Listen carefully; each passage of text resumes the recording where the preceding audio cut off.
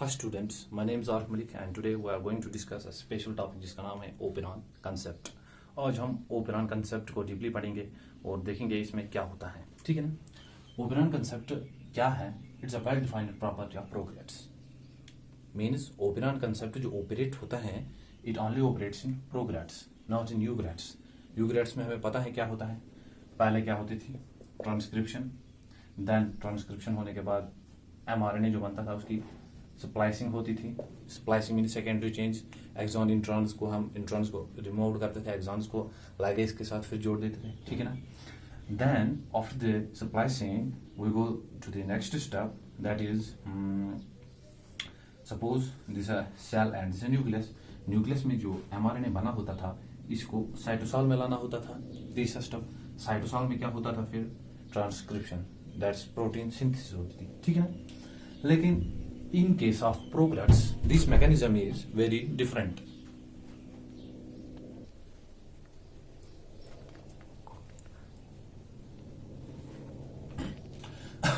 अब क्या होता था? ये यूग्रेड्स में होता था। ठीक है ना। अब प्रोग्रेड्स में क्या होता था? थोड़ा मैकेनिज्म डिफरेंट होता है जीन रेगुलेशन। ठीक है ना। जीन रेगुलेशन कैसे होता है हम that will see in app. ठीक है ना। अब क्या होता है? ओपेरॉन कंसेप्ट हम पहले देखते हैं। What is operon? Operon it's a genetics unit consists of cluster or club of genes to perform common function। इनको क्या करना है? कॉमन फंक्शन परफॉर्म करनी है। ठीक है ना। अब कॉमन फंक्शन तो परफॉर्म करनी है, लेकिन ये जेनेटिक यूनिट क्या होता है? जेनेटिक यूनिट ऐसे होता है, सपोज ये डीएनए है प्रोग्रेड्स का, ये सर्कुलर डीएनए होता है। ठीक है ना। डीएनए के कुछ ऐसे सेगमेंट्स होते हैं, मीन्स ये डीएनए का कोई सेगमेंट है, मीन्स जेनेटिक यूनिट। ये जेनेटिक यूनिट हमने उठाया, ये सपोज ऐसे था। इसमें हमें क्या मिलेंगी? क्लस्टर और club of genes, means different kinds of genes present होंगे। डिफरेंट काइंड्स ऑफ जीन्स जब प्रेजेंट होंगे वो डिफरेंट काइंड्स ऑफ फंक्शन भी करेंगे। ठीक है ना। सपोज एस्टेरिक कोले की बात अगर हम करें, प्रोकैरियोट है। ठीक है ना। प्रिमिटिव ऑर्गेनिज्म, इसमें ऐसे होते हैं 3 जीन, Z, Y, A। फिर ऐसे होता है ऑपरेटर होता है, प्रोमोटर होता है। ठीक है ना। रेगुलेटरी जीन होता है या आई जीन। ठीक है ना। ये किस में पाया जाता है? एस्टेरिक कोली में। इसी तरह डिफरेंट ऑर्गेनिज्म जो है उनमें डिफरेंट सारे प्रोटीन जीन्स पाए जाते हैं। अब एस्टेरिक कोली में हमें ये जीन्स मिले। ठीक है ना। अब ये जीन का रेगुलेशन करेंगे। डिफरेंट तरह जो प्रोटीन सिंथेसिस होगी वो ट्रांसलेशन आगे होगी, ट्रांसक्रिप्शन सॉरी वो डिफरेंट मोड्स में होगी। ठीक है ना। अब वो कैसे होगी वो हम देखते हैं। अब आपको पहले क्या समझ में आया कि ओपेरॉन कंसेप्ट होता क्या है और ये ऑपरेट किस में होता है? It operates in prokaryotes only. ठीक है ना। अब इसके बाद क्या होता है? ओपेरॉन कंसेप्ट जो है ये कभी कभार ऑफ होता है, कभी कभार ऑन होता है। मीन्स जब प्रेजेंस ऑफ ग्लूकोज, जब ग्लूकोज प्रेजेंट हो सेल में ये हमेशा ऑफ रहता है। लेकिन यहां और एक क्राइटेरिया, क्या क्राइटेरिया है? ये जब ऑफ रहता है so it gets on as required। According to required, what happens? This turns on, means it's off always। ये क्या है? ऑफ रहता है। लेकिन जब कभी नीड पड़ती है, नीड कैसे पड़ेगी? अगर सेल में ग्लूकोज है, इसी की मेटाबॉलिज्म करनी है, अगर ग्लूकोज खत्म हो गया तो ये ऑन हो जाएगा ना। ऑन जब हो जाएगा एज पर एज रिक्वायर हो जाएगा ऑन। ठीक है ना। ये क्या रहेगा? ऑफ। ये इसका अपोजिट रहेगा जो मैं यहां बताऊंगा, आप उसका अपोजिट जान लेना उसमें। ठीक है ना। अब इसमें क्या होगा? ये जो ऑफ रहता है इसको हम कहते हैं inducible. Inducible regulation or positive gene regulation। यहां क्या होगा? यहां जो फिर होता है इसे हम कहते हैं रिप्रेसेबल जीन रेगुलेशन, या क्या होगा? Negative gene regulation. ठीक है ना। समझ में आ? मैं क्या बता रहा हूं? मैं बता रहा हूं ओपेरॉन कंसेप्ट जो है ये हमें दो फॉर्म्स में मिलेगा, ठीक है ना? The first form is on, it remains off. So why it remains off, that we will see in future. वो हम आगे देखेंगे फ्यूचर में, ठीक है ना? लेकिन जब ग्लूकोज होगा, ये मैंने बताया, ये ध्यान में रखना, उस वक्त ये क्या रहेगा? ऑफ. जब ग्लूकोज खत्म हो जाएगा तो उस वक्त इसे नीड पड़ेगी, ओकायर के समय ये ऑन हो जाएगा, ठीक है ना? इसे हम क्या कहते हैं? पॉजिटिव रेगुलेशन और inducible regulation. Now what's on? जब इसका अपोजिट है, हमेशा ग्लूकोज नहीं रहेगा, ठीक है ना? जब ग्लूकोज मिल जाएगा तो ये ऑफ रहेगा. अभी मैंने बोल दिया ये ग्लूकोज मिलना ना मिलना वो हम आगे देखते हैं, ठीक है ना? यहां तक समझ में आ गया? इंड्यूसेबल क्या होता है या पॉजिटिव रेगुलेशन क्या होता है, रिप्रेसेबल फॉर्म या नेगेटिव रेगुलेशन क्या होता है, ये ध्यान में रखना, ठीक है ना? अब इसके बाद मैंने क्या बताया? इसके बाद मैंने बताया था कि सपोज हम एस्टेरिक कोली का आज हम जो कंसेप्ट पढ़ेंगे वही हम देखते हैं एस्टेरिक कोली का. अब मैंने क्या बताया? अब ने एक डीएनए का सेगमेंट उठाया था, सपोज ऐसे, ठीक है ना? डीएनए का सेगमेंट जो उठाया मैंने, इसमें बताया डिफरेंट जीन्स होंगे. सपोज Z जीन है, Y जीन है, A जीन है, ठीक है ना? बताया ना मैंने. मैं अब इन जीन्स की फंक्शन भी बता दूं, ठीक है ना? फिर यहां पर क्या होगा? और एक जीन होगा ओपिलेटर, ठीक है ना? इस वाले हिस्से को हम क्या कहते हैं? Structural unit.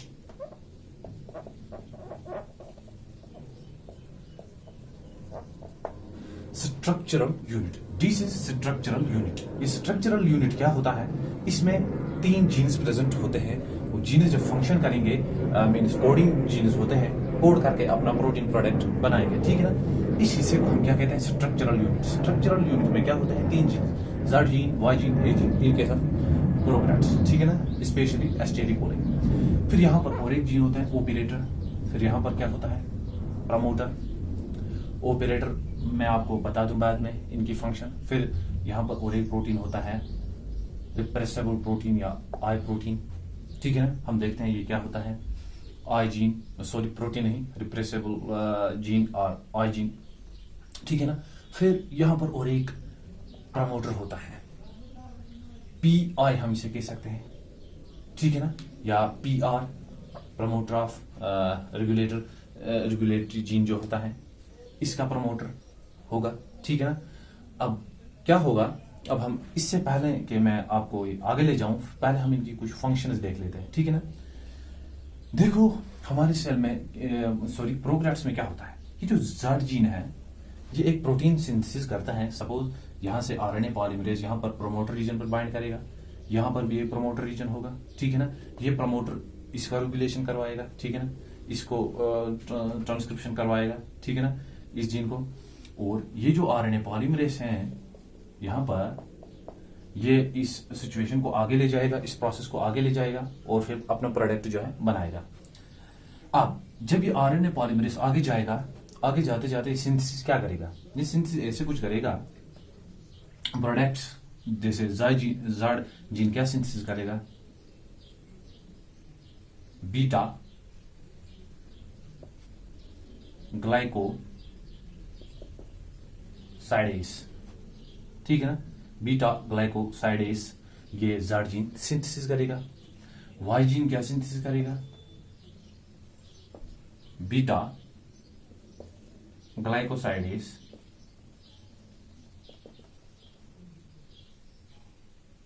permease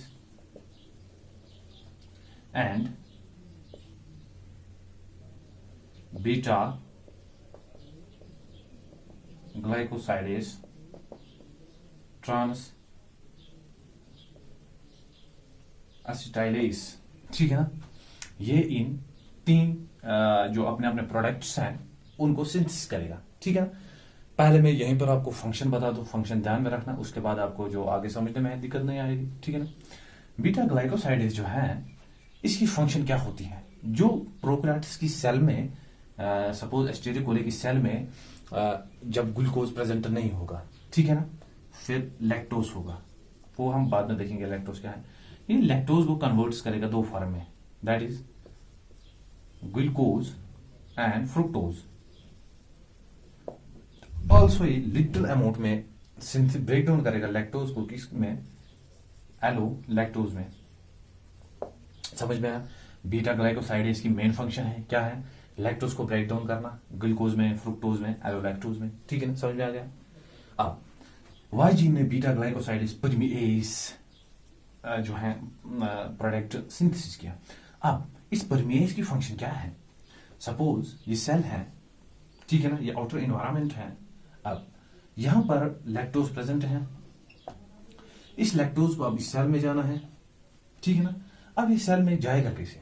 सो यहां पर एक प्रोटीन चैनल बनेगी, ठीक है ना, यहीं से अंदर जाएगा। लेकिन अब इसे कौन सा ये प्रोटीन है जो इसमें एंजाइम मदद करेगा? वो है ये परमीएज। कौन सा? अब क्या होगा? बीटा ग्लाइकोसाइडेज परमीएज जो है ये इस लैक्टोज को अलो करेगा सेल में अंदर जाने का, ठीक है ना। अब बीटा ग्लाइकोसाइडेज ट्रांस एसिटाइलेज जो है इसकी उतनी भूमिका नहीं पाई जाती है, सो वी कैन से इसकी जो ज्यादा फंक्शन है इस ओपेरान सेट में पाई नहीं जाती है, ठीक है ना। यहां तक समझ में आ गया? ठीक है। अब इसके बाद क्या होगा? ये फंक्शंस को याद ध्यान में रखना। इसके बाद और एक जीन है ऑपरेटर जीन। ओपरेटर हम लेटर डिस्कस करेंगे, उसके पहले मैं प्रमोटर डिस्कस करूंगा। ये प्रमोटर रीजन जो होता है, कौन सा? Promoter reason. प्रमोटर रीजन की क्या फंक्शन होती है? जो आरएनए पॉलीमरेज होता है, आरएनए पोल, आरएनए पॉलीमरेज यहां पर आके बाइंड करता है। जब बाइंड करेगा, आपने ट्रांसक्रिप्शन में देखा होगा, फिर वो प्रोसेस को आगे स्टार्ट करवाता है, ठीक है ना। अब आरएनए पॉलीमरेज ने यहां पर बाइंड आगे किया, फिर इससे आगे ये प्रोसेस को आगे ले जाएगा, ठीक है ना। इसे क्या कहते हैं? प्रमोटर। फिर अब जेड जीन, वाई जीन, ए जीन की हमने फंक्शन देखी। स्ट्रक्चरल यूनिट जो होता है इसमें पाया जाता है, ठीक है ना। अब ऑपरेटर की फंक्शन मैंने बताया, बाद में बताऊंगा। फिर प्रमोटर पर क्या होता है? आरएनए पॉलीमरेज आके बाइंड कर जाता है, फिर प्रोसेस को इनिशिएट करवाता है, लेकिन आगे ले जाता है, ठीक है ना। अब यहां पर अब और एक प्रोटीन जीन है जिसे हम क्या कहते हैं? रेगुलेटरी जीन और inhibitor gene. This is regulatory और इनहिबिटर जीन। ये इनहिबिटर है, नॉट सॉरी, इसे आप इंड्यूसेबल पढ़ लेना, ठीक है ना। हम क्या पढ़ेंगे? इनहिबिटर, ठीक है ना, इनहिबिटर जीन, ठीक है ना। अब ये इनहिबिटर और रेगुलेटरी जीन क्या होता है? ये कोडिंग जीन होता है। क्या होता है? याद में रखना, मैंने क्या बताया? कोडिंग, ठीक है ना। अब कोडिंग जीन जो होता है मीन्स ये क्या करेगा? यहां से इसमें ट्रांसलेशन करप्शन होगी, एमआरएनए बनेगा, फिर प्रोटीन बनाएगा। जो प्रोटीन प्रोडक्ट ये बनाएगा हम उसे अभी देखते हैं, ठीक है ना। समझ में आया?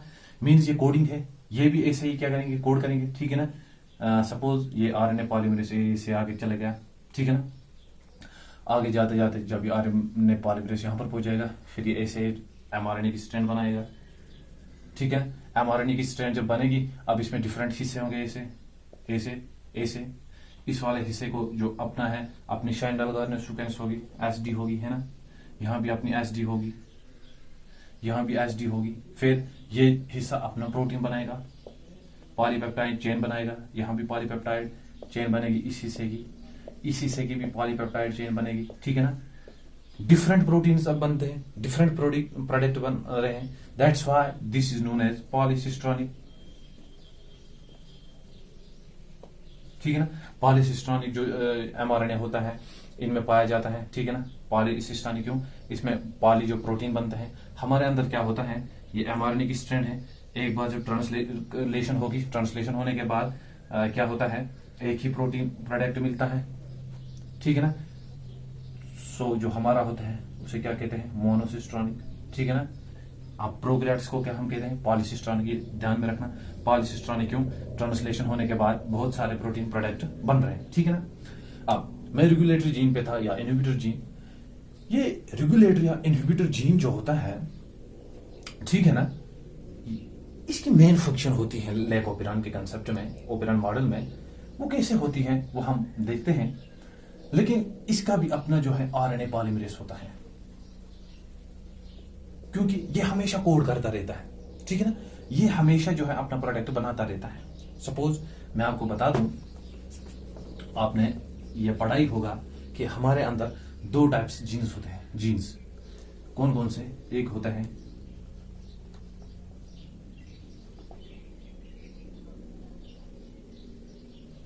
कॉन्स्टिट्यूटिव और हाउसकीपिंग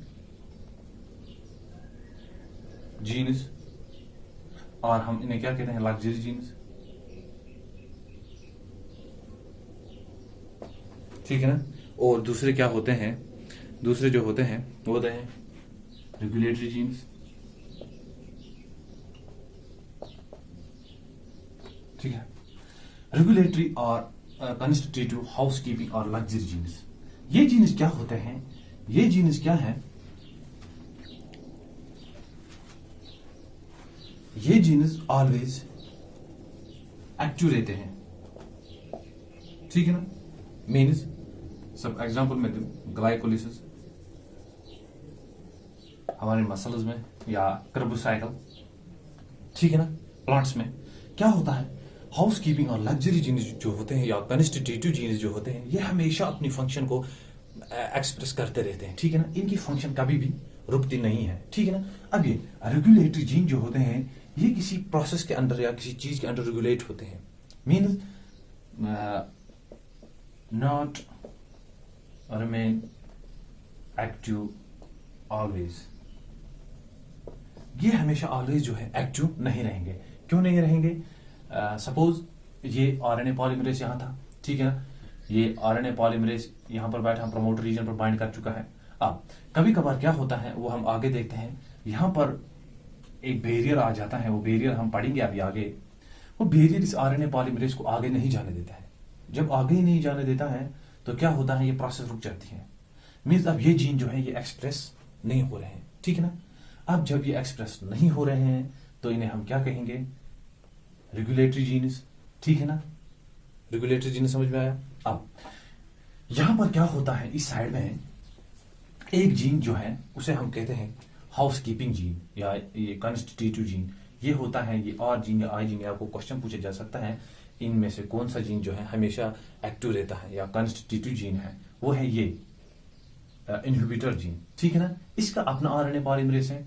जब अपना आरएनए पॉलीमरेज इसकी ट्रांसक्रिप्शन करवाएगा, फिर ट्रांसलेशन, इसमें उतनी टेंशन लेने की बात ही नहीं है। अपना ही आरएनए पॉलीमरेज, अपनी ही गाड़ी है, जब चाहे मर्जी से निकल जा सकता है। लेकिन इसमें बैरियर्स है। ठीक है ना। समझ में आ गया आपको हाउसकीपिंग और वगैरह जीन्स क्या होते हैं? ठीक है ना।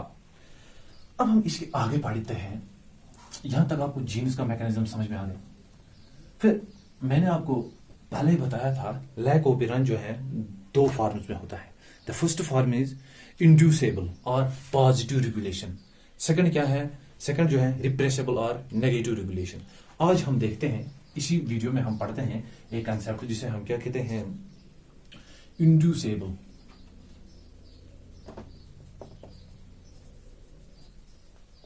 और पॉजिटिव रेगुलेशन। इंड्यूसेबल और पॉजिटिव रेगुलेशन क्या होता है वो हम देखते हैं। ठीक है ना। अब मैंने आपको इस वाले मॉड फॉर्म में पहले ही बताया था, ये हमेशा क्या रहता है? ऑफ। ऑफ क्यों रहता है मैं बता दूं। अब हम मैकेनिज्म की तरफ चलते हैं। ये डीएनए था, जेड जीन था, वाई जीन था, ए जीन था। ठीक है ना। यहां पर ऑपरेटर था, यहां पर प्रमोटर था, यहां पर आई जीन और आर जीन था। ठीक है ना। और इसका आरएनए पॉलीमरेज था अपना। ठीक है ना। अब क्या होगा? मैंने आपको पहली सिचुएशन बताई थी, ये हमेशा ऑफ रहता है। क्यों ऑफ रहता है? जब सपोज ये सेल है, मैंने बताया सेल में ग्लूकोज रहता है। लैक ओपेरन हम पढ़ते क्यों हैं? अब इंड्यूसिबल फॉर्म में हम जो पढ़ेंगे, सॉरी मैं भूल गया था बताना, हम इसमें पढ़ेंगे lactose metabolism. Lac operon. Lac operon क्यों पढ़ेंगे? ताकि मैंने आपको बताया था ना, कभी कभार जो है ऑफ रहता है लेकिन कभी कभार ऑन हो जाता है। ठीक है ना। ऑन क्यों हो जाता है? जब ग्लूकोज खत्म हो जाए फिर लैक्टोज का मेटाबॉलिज्म करके हम फिर ग्लूकोज बना लेते हैं। ठीक है ना। अब पहले हम देखते हैं ऑफ। इंड्यूसेबल फॉर्म में लैक्टोज ओपेरन मैंने आपको बताया ऑफ रहता है। ठीक है ना। अब ऑफ क्यों रहेगा? ये सेल है, सेल के अंदर क्या है, ग्लूकोज। अब लैक्टोज मेटाबॉलिज्म होता क्यों है? लैक्टोज मेटाबॉलिज्म होता है, लैक्टोज को ब्रेक डाउन किया जाए ग्लूकोज एंड फ्रुक्टोज में, ठीक है ना, and some little amount of allolactose. लेकिन जब यहां पहले ही ग्लूकोज प्रेजेंट है, ठीक है ना, ग्लूकोज क्या है, प्रेजेंट है, तो ये आप ही अपने दिमाग से काम लो, जब ग्लूकोज पहले ही प्रेजेंट है तो क्यों ये अपनी एनर्जी वेस्ट करेगा, क्यों ये अपने जो है ताकत जाया करेगा प्रोसेस को करने में, फिर ग्लूकोज सिंथेसिस करने में? इसके पास तो पहले ही ग्लूकोज है, ठीक है ना। जब ग्लूकोज पहले ही प्रेजेंट है तो ये क्या रहेगा, ओपिरॉन कंसेप्ट ऑफ रहेगा, ठीक है ना, ओपिरॉन जो है ऑफ रहेगा, मींस इसमें यहां पर आरएनए पॉलीमरेज जो है ये यहीं पर रुका रहेगा, ऑफ रहेगा, आगे प्रोसेस नहीं होगी, ठीक है ना। अब हम देखते हैं ये प्रोसेस आगे क्यों नहीं होगी, ठीक है ना। अब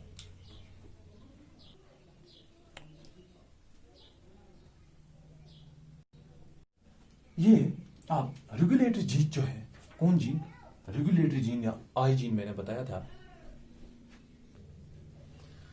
ये जो रेगुलेटरी जीन है या आई जीन है, मैंने बताया इसका आरएनए पॉलीमरेज क्या है, हमेशा एक्टिव रहता है, ठीक है ना, वो आपको मैंने पहले ही समझाया। अब यहां पर क्या होगी, एमआरएनए बनेगा, ठीक है ना। एमआरएनए की जब ट्रांसलेशन होगी फिर प्रोटीन प्रोडक्ट बनेगा। जब प्रोटीन प्रोडक्ट बनता है, ऐसे कुछ प्रोटीन बनता है।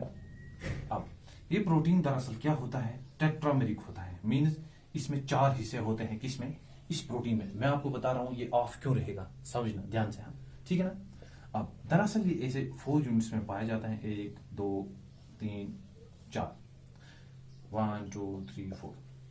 ये जो यूनिट है, ये प्रोटीन इसने सिंथेसिस किया, इस आई जीन ने, इनहिबिटर जीन ने।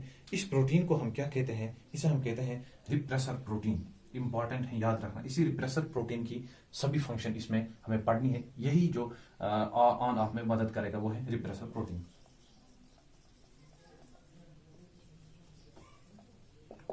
ठीक है ना। अब ये जो रिप्रेसर प्रोटीन होता है, मैंने ये बताया ये क्या होता है, टेट्रामेरिक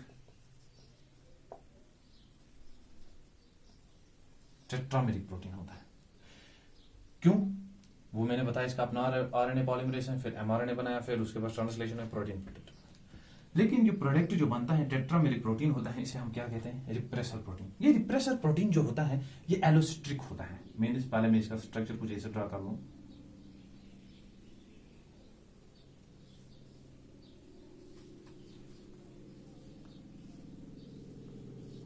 ये कुछ ऐसे होगा, ठीक है ना, ऐसे नहीं होगा, मैं आपको ये सपोज करके ड्रा कर रहा हूं। ये टेट्रामेरिक प्रोटीन है, ठीक है ना, रिप्रेसर प्रोटीन।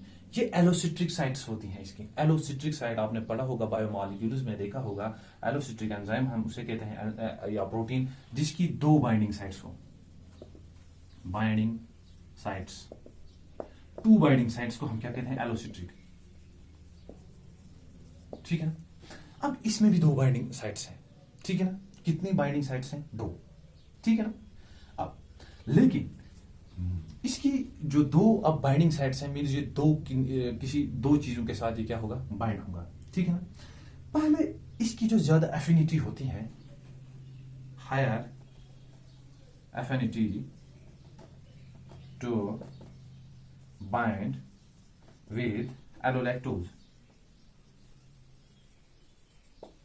इसकी जो हायर एफिनिटी होती है, ज्यादा एफिनिटी बाइंड करने की किसके साथ होती है, एलोलैक्टोज। याद रखना, ये क्वेश्चन पूछे जा सकते हैं, रिप्रेसर प्रोटीन की जो बाइंडिंग ज्यादा हायर एफिनिटी होती है, अगर ये एलोसिट्रिक है तो ज्यादा इसकी बाइंडिंग एफिनिटी किसके साथ होगी, एलोलैक्टोज, ठीक है ना। दूसरी, फिर जब एलोलैक्टोज के साथ ये मोस्टली बाइंड रहता है, जब एलोलैक्टोज प्रेजेंट हो। एलोलैक्टोज कब प्रेजेंट होता था, मैंने कहा था सेल में पहले, जब वो हम ऑन मॉडल में देखेंगे। जब ऑन मॉडल क्या होगा, मैं थोड़ा सा बता दूं, सेल में लैक्टोज होगा ना, मैंने बताया था ना, लैक्टोज का मेटाबॉलिज्म होगा, ग्लूकोज फ्रुक्टोज बीटा ग्लाइकोसाइडेज जो है ना, ब्रेक डाउन करेगा लैक्टोज को, ग्लूकोज फ्रुक्टोज एंड थोड़ा अमाउंट मैंने बताया था एलोलैक्टोज में भी कन्वर्ट करेगा। अब जब एलोलैक्टोज में ये हो गया, ये एलोलैक्टोज जब सेल में प्रेजेंट रहता था, ठीक है ना, सपोज ये एलोलैक्टोज था, ये जाके ये एलोलैक्टोज ऐसे अगर था, ये जाके यहां पर आके बाइंड कर जाता था, ठीक है ना। क्यों, इसकी हायर एफिनिटी किसके साथ है, एलोलैक्टोज। लेकिन इस वक्त मैं ऐसी सिचुएशन पढ़ा रहा हूं जब ऑफ है मीन्स सेल में ग्लूकोज प्रेजेंट है, कोई भी ऐसी प्रोसेस नहीं होगी। जब प्रोसेस नहीं की तो ये आरएनए पॉलीमरेज यहाँ नहीं पहुंचेगा, फिर ये जेड जीन भी, वाई जीन भी, ए जीन, कोई भी जीन इनमें से सिंथेसिस नहीं होगा। ये ध्यान में रखना, ठीक है ना। मैंने बताया ना क्यों ये सिंथेसिस नहीं होगा, क्योंकि सेल में ग्लूकोज है, ये एनर्जी वेस्ट नहीं करेगा इन प्रोडक्ट्स को। ये प्रोडक्ट्स इसे किस लिए बनाने थे? ये प्रोडक्ट एस्टेरिकोले को ग्लूकोज को लैक्टोज को ग्लूकोज कन्वर्ट करने में बनाने थे, ठीक है ना। अब जब पहले ही ग्लूकोज है तो क्यों ये ऐसी प्रोसेस करेगा, क्यों एनर्जी वेस्ट करेगा? समझ में आ देना, ठीक है ना यहां तक। अब मैंने बताया इस वक्त हम वो कंडीशन पढ़ रहे हैं जब सेल में क्या है, लैक्टोज है, ग्लूकोज है, ठीक है ना। यहां सेल में क्या था, ग्लूकोज। जब सेल में ग्लूकोज है एलोलैक्टोज होगा? नहीं होगा, ठीक है ना। इस वक्त एलोलैक्टोज की थोड़ी सी भी कंसंट्रेशन नहीं होगी मौजूद, ठीक है ना। अब क्या होगा जब एलोलैक्टोज नहीं रहा ना, इस रिप्रेसर प्रोटीन की क्या होती है, मैंने कहा it has two binding sites, that's why it's allosteric. So the first it binds allolactose. जब एलोलैक्टोज नहीं रहता then it gets to bind here operator region, ठीक है ना। सपोज ये ऑपरेटर रीजन है ऐसे। अब ये प्रोटीन यहां जाकर बाइंड कर जाएगा, फिर ये कैसे बनेगा, ऐसे।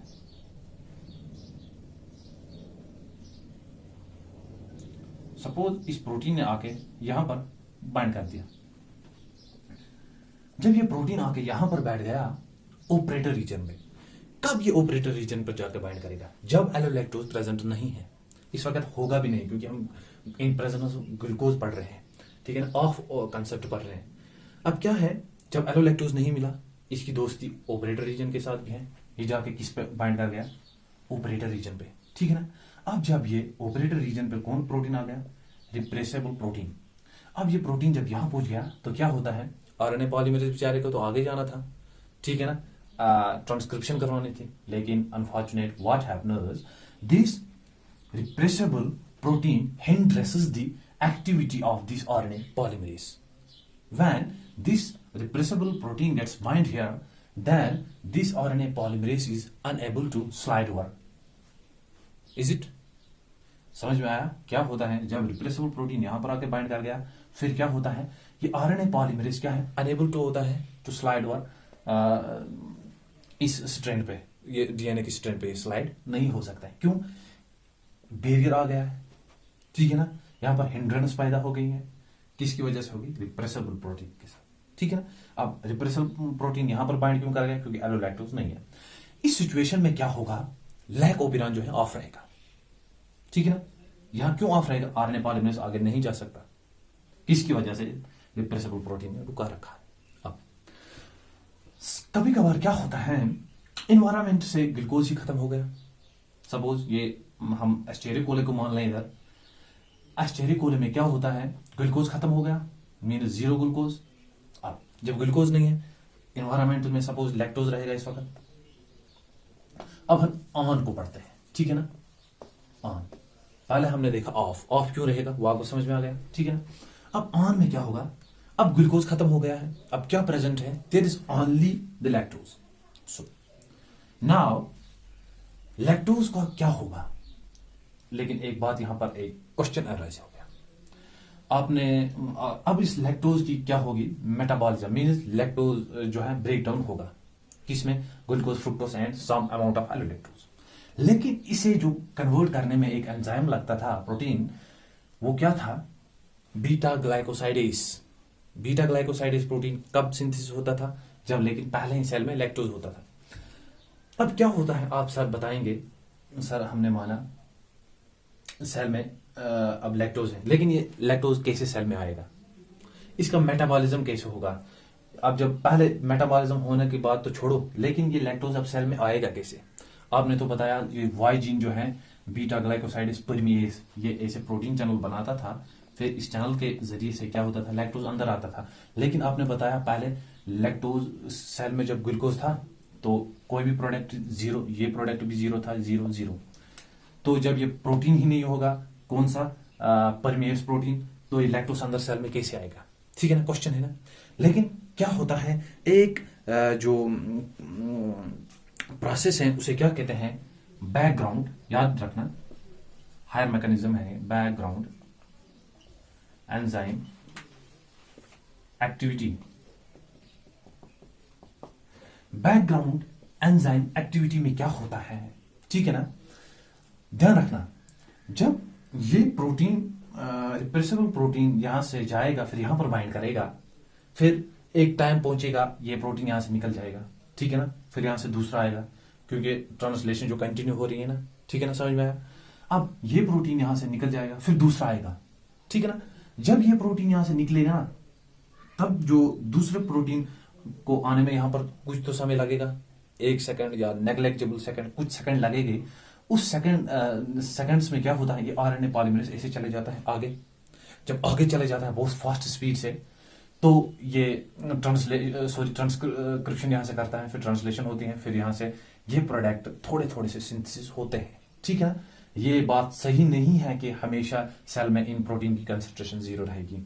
इनमें थोड़ा अमाउंट इसका भी होगा, इसका भी होगा, इसका भी। वो मैंने बताया क्यों होगा, क्योंकि बैकग्राउंड एंजाइम एक्टिविटी के साथ क्या होता है, इनमें से थोड़े थोड़े ये 3 प्रोडक्ट पाए हमेशा अवेलेबल रहेंगे, ठीक है ना। बैकग्राउंड एंजाइम एक्टिविटी आपको समझ में आ गया। अब ये लैक्टोज सेल में अंदर आ गया, ठीक है ना, क्या आ गया, लैक्टोज सेल में अंदर आ गया। सपोज अब ये लैक्टोज है,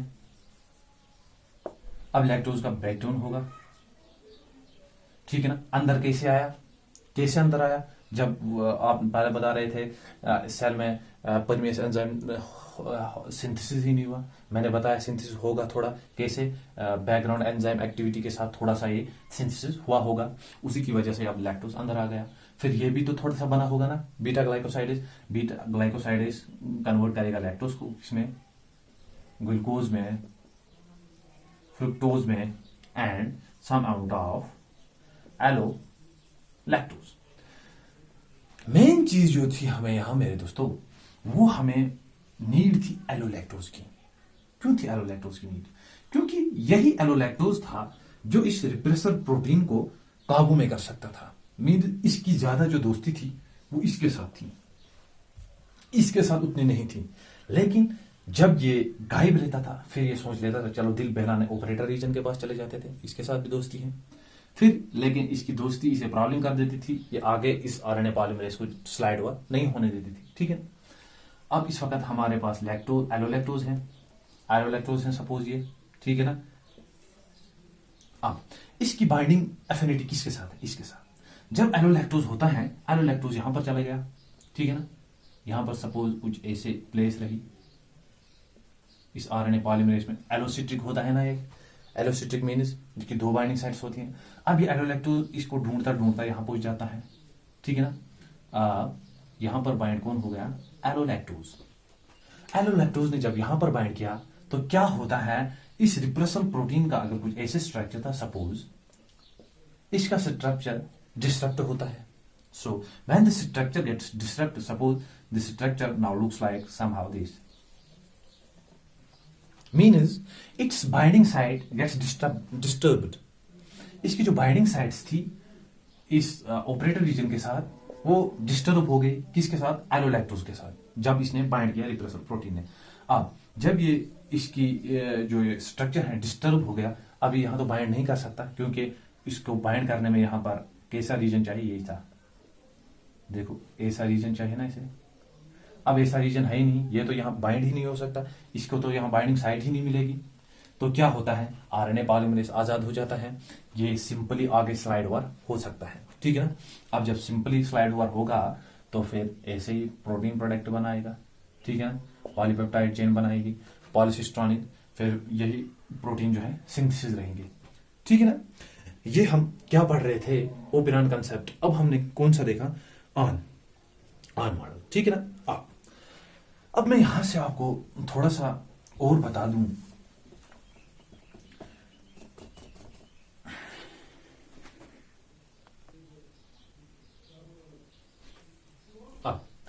अब मैंने आपको क्या बताया था, मैंने बताया था आपको कि कभी कभार क्या होता है, ये प्रोटीन जब यहां पहुंचता है, यहां पहुंचने में एक टाइम गैप रहता है, जहां मैंने आपको पढ़ाया था, क्या पढ़ाया था, बैकग्राउंड एंजाइम एक्टिविटी पढ़ाई थी, ठीक है ना। उसी के दौरान मैंने बताया था ये आरएनए पॉलीमरेज आगे चले जाता है, थोड़ा सा कुछ इन तीनों प्रोडक्ट को सिंथेसिस कर लेता है। लेकिन इस आरएनए पॉलीमरेज में इतनी क्षमता आती कहां से है? ठीक है ना। नाउ द क्वेश्चन इज, इस आरएनए पॉलीमरेज में ऐसी ताकत कैसे आती है कि इतना फास्ट आगे चले जाता है, तीनों प्रोडक्ट्स को थोड़ा सा सिंथेसिस कर लेता है? इसके लिए एक प्रोसेस होती है जिसे हम क्या कहते हैं, CAP cAMP activity. CAP plus cAMP activity, ठीक है ना। CAP cAMP, suppose this is CAP camp and this is CAP, ठीक है ना। अब प्रोमोटर रीजन दरअसल क्या होता है, इसमें 85 बेस पेयर्स होती हैं। कितनी? 85 बेस पेयर्स। सो इसके दो हिस्से होते हैं थोड़े, ठीक है ना। एक हिस्सा जो है वो खाली रहता है। इसमें कौन एंजाइम बैठा होता है? ये कैप कैम, ठीक है ना। कैम कैप ये हमेशा इस रीजन में पॉलीमरेज के साथ ही बैठा होता है, क्योंकि ये एज अ फ्यूल काम करता है पॉलीमरेज के लिए, क्योंकि ये इसे बैकग्राउंड एंजाइम जो हमने एक्टिविटी पढ़ी थी उसमें फास्ट वर्क करने में मदद करता है। अब कैप क्या होता है? कैप होता है कैटाबोलाइट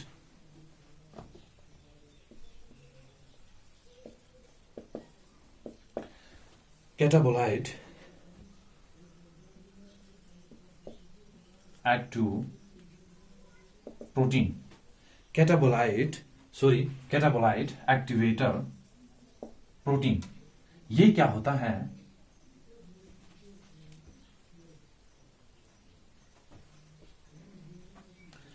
कैंप होता है साइक्लिक एडिनोसिन मोनोफॉस्फेट, ठीक है ना। ये क्या होता है? Cyclic adenosine monophosphate. ये साइक्लिक एडिनोसिन मोनोफॉस्फेट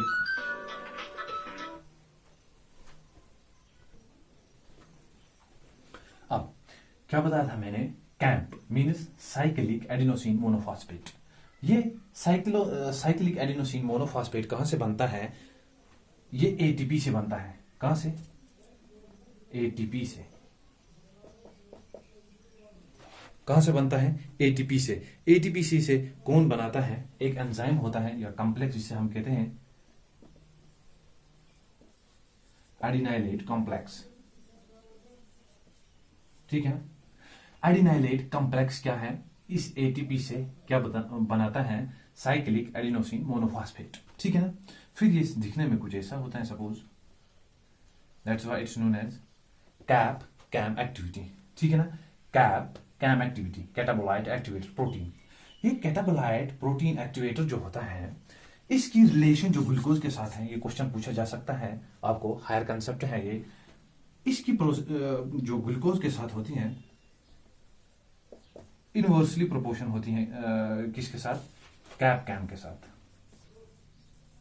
इस कॉम्प्लेक्स के साथ इसकी जो फंक्शन है इनवर्स होती है। रिलेशन कैसे होती है? जब इस सेल में क्या होता है, ग्लूकोज हाई रहेगा। क्या रहेगा? ग्लूकोज हाई रहेगा। फिर क्या होता है, सेल में इस कैप कॉम्प्लेक्स की जो ये कैप कैम एक्टिविटी जो है ये कम रहती है, ठीक है ना। ये कम रहेगी, ठीक है ना। इन कॉम्प्लेक्स की जो कंसंट्रेशन है वो सेल में कम रहेगी। अब जब ग्लूकोज कम रहेगा, ये ज्यादा रहेगा, ठीक है ना। ग्लूकोज कम रहेगा, ये ज्यादा रहेगा, ये कॉम्प्लेक्स। अब जब ये ग्लूकोज ज्यादा रहा, ये कॉम्प्लेक्स क्या रहेगा? कम रहेगा। क्या रहेगा? कम रहेगा। अब ये रिलेशन आपने देखी, क्या रिलेशन है फिर से बताता हूं। जब कैप कैम एक्टिविटी, ये जो कॉम्प्लेक्स है सेल में, ज्यादा तब ही रहेगा जब ग्लूकोज कम होगा। जब ग्लूकोज ज्यादा होगा, ये क्या रहेगा? सिंपली कम रहेगा, ठीक है ना। अब इस वक्त सेल में क्या है, सपोज ग्लूकोज ज्यादा था, ये कम रहेगा और यहां पर बाइंड हुआ होगा। इस बाइंडिंग के साथ क्या फायदा मिलता है इस आरएनए पॉलीमरेज को? ये जल्दी से आगे स्लाइड वर्क कर सकता है, ठीक है ना। स्लाइड वर्क करने से क्या होगा कि जो एक्टिविटी है, इस प्रोसेस की एक्टिविटी जो है या टाइम है वो कम लगता है। Means it enhances the speed of this process. ये इस प्रोसेस की स्पीड को क्या करता है? एनहांस, ज्यादा करता है, ठीक है ना। समझ में आया? अब आज हमने क्या पढ़ा? ओपेरॉन कंसेप्ट के बारे में हमने, उसके बाद हमने इंड्यूसेबल और रिप्रेसिबल फॉर्म देखा। इंड्यूसेबल फॉर्म आज हमने पढ़ा, पॉजिटिव रेगुलेशन है, इसमें हमने किसकी एग्जांपल ली, लैक्टोज का मेटाबॉलिज्म होगा, ठीक है ना। अब लैक्टोज मेटाबॉलिज्म होने के बाद हमने देखा ऑफ, पहले ऑफ कैसे रहेगा, फिर देखा ऑन, ऑन कैसे रहेगा, ठीक है ना। फिर ऑन में देखा कुछ प्रोसेस देखी, बैकग्राउंड सेल एक्टिविटी देखी, सॉरी एंजाइम एक्टिविटी देखी। उसके बाद हमने देखा कैप कॉम्प्लेक्स जो है ये स्पीड इनहांस करने में कैसे मदद करेगा, इसका ग्लूकोज के साथ क्या रिलेशन है, ये आज हमने इस वीडियो में देखा। और इसी तरह जो है एस्टेरे कोले में जीन रेगुलेशन होता है। अब लेकिन ये कंसेप्ट नेगेटिव रेगुलेशन में भी होता है, ठीक है ना, जिसे हम क्या कहते हैं, जिसे हम रिप्रेसिबल फॉर्म कहते हैं। रिप्रेसिबल फॉर्म अब हम दूसरे वीडियो में डिस्कस करते हैं। Thank you for watching my video.